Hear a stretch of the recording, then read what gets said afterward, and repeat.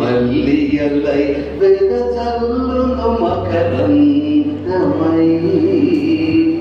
Please be seated. అందుకు కూర్చుందాం. క్రైస్తవుల గొడవ. ఏలూరు నగరంలో క్రైస్తవుల గొడవ. ఏంది వాళ్ళ గొడవ అంటే, ఒరే నాయన విడిపోతున్నావురా, కొట్టుకొని చస్తున్నావురా, క్రీస్తు పేరట. ఇప్పుడు క్రీస్తు అనే మాట కూడా చాలా మంది మర్చిపోయి కిరస్తనుల పేరట క్రైస్తవత్వాన్ని అమ్ముకుంటున్నామురా, మంచిది కాదు అని ఇగో ఈ మహానుభావులు అందరూ ఆలోచించారు. ఆలోచించి ఏమంటున్నారంటే, CSI VI very important. Ratnaraj pastor గారు వెరీ ఇంపార్టెంట్ తప్పులు కొట్టాలి, ఎందుకంటే పాస్టర్ గారిని చాలా అద్భుతమైన మనిషి. I love him. ఆయన అన్నారు, ఒక్క రోజు చివరి రోజుకు ముందు మా దగ్గర రండి అన్నారు.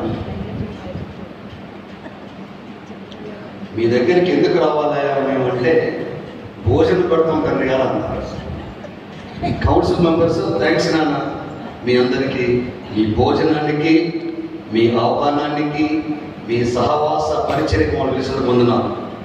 అయితే మొదటగా ఐసీఎం ఆర్చ్ బిషప్ గారు, మాన్యులు మన ప్రియ జాన్ తండ్రి గారు చాలా చక్కగా ప్రసంగికులు, మేధావి, ప్రజలతో ప్రజలకై ప్రశాంత వాతావరణం కలిగించాలని కోరుకునే మొట్టమొదటి వ్యక్తి.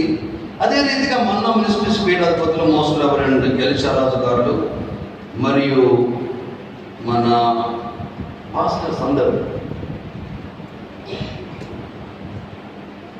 ఏ గూటికి చెందిన పక్షి ఆ గూటికి తప్పనిసరిగా వెళ్ళాలా, సేద తీర్చుకోవాలి, తప్పు లేదు. కానీ అవసరం వచ్చినప్పుడు అన్ని గుళ్ళు ఒక గుడి కావాలి. ఆ గుడి గుండెల్లో నిర్మాణం జరగాలి ఫస్ట్. దానికి దావీదు రాసిన కీర్తన నాకు చాలా ఇష్టం. 34వ కీర్తన 14 నుండి 18 వచ్చిన వరకు.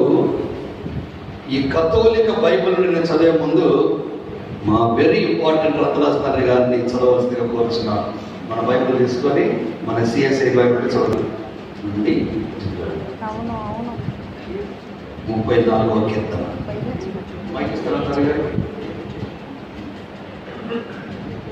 దేవుని వాక్య భాగం చదువుకుందాం. 34వ సంకీర్తన 14వ వచనం నుంచి చదువుకుందాం. కీడు చేయటం అని మేలు చేయము, సమాధానం వెదకి దాన్ని వెంటాడము. యెహోవా దృష్టి నీతిమంతుల మీద ఉన్నది, ఆయన చెవులు వారి మొరలకు ఒగ్గియున్నవి. దుష్క్రియలు చేయవారి జ్ఞాపకమును భూమి మీద నుండి కొట్టివేయుటకై యెహోవా సన్నిధి వారికి విరోధంగా ఉన్నది. నీతిమంతులు మొర్రపెట్టగా యెహోవా ఆలకించును, వారి శ్రమలో అన్నిటిలో నుండి వారిని విడిపించును. విరిగిన హృదయం గల వారికి యెహోవా ఆసన్నుడు. Praise the Lord. కలిగిన మనస్సు గల వారిని ఆయన రక్షించు. అది వేదన వలన కథోలిక వర్షంలో గుండెలు పగిలిన వారికి ప్రభువు చెరులో ఉంటాడు. ఓ రకమైన భరోసా, ప్రొటెక్షన్ అండ్ పీస్, శాంతిని, రక్షణని ఆయన అందిస్తున్నాడు. దేవుడు ఆయన ద్వారా మనకు అందిస్తున్నాడు. ఇదే ప్రయత్నం మనందరి. ఒకప్పుడు తాత ముత్తాతలు, మీకు తెలుసు కదా, సంపదను రాసుకున్న వారు వంశాలు. ఇప్పుడు కిరోసిన్ కూడా దొరకలేదు.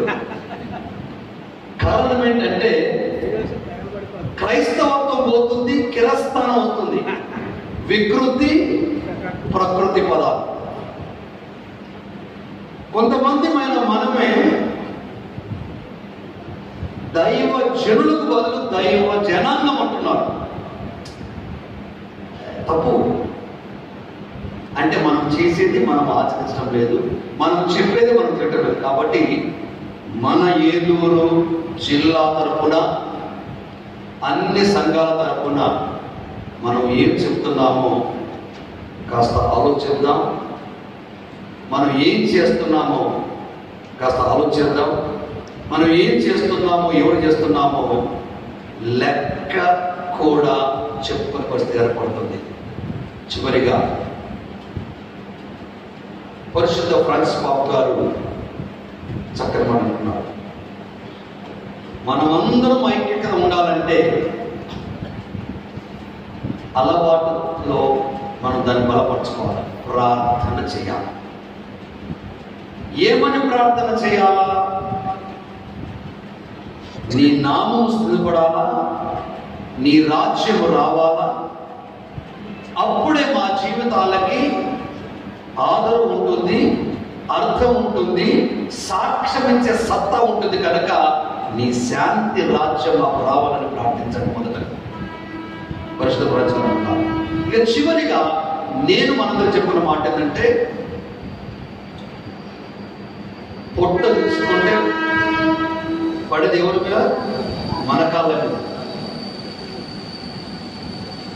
కన్ను మనదే, వ్రేలు మనదే. దీన్ని ఎలా సర్దుకోవాలని 1910వ సంవత్సరంలో వచ్చిన ఆలోచన 2025 జనవరి 24వ తారీఖున మనం మాట్లాడుకుంటున్నాం.